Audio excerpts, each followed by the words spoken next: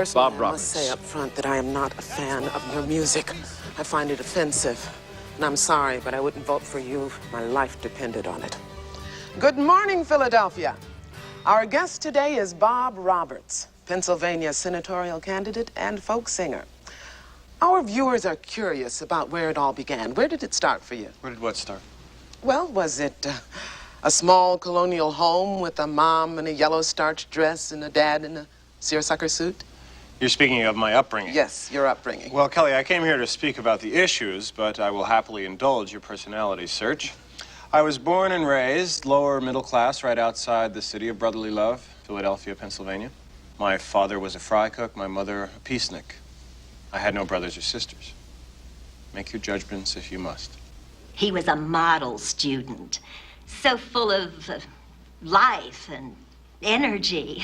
Some of the other kids didn't like him very much. Oh, but I did, very much. Increasing restlessness and trouble with authority figures and classmates create problems for Bob in high school, and by his senior year, his grades have fallen.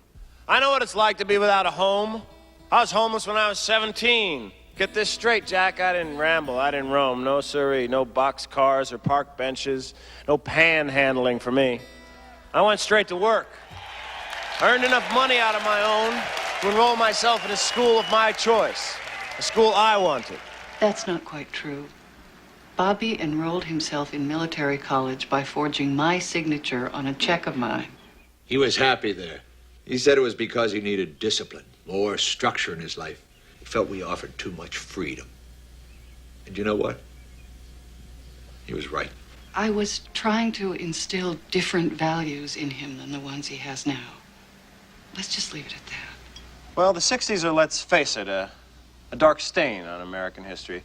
At no other time has lawlessness and immorality been so widespread. You're speaking of Watergate and our invasion of Cambodia. No, I'm not.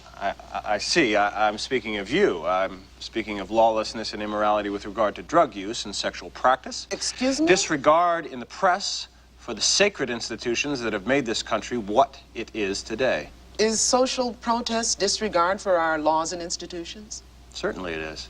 And yet it is a guaranteed right in our Constitution. So is burning the flag. Need I say more? Yes, you need say more. Or are we to believe that what Bob Roberts wants to see in America is a compliant and silent public which respects the wishes and actions of its presidents, no matter how immoral or illegal?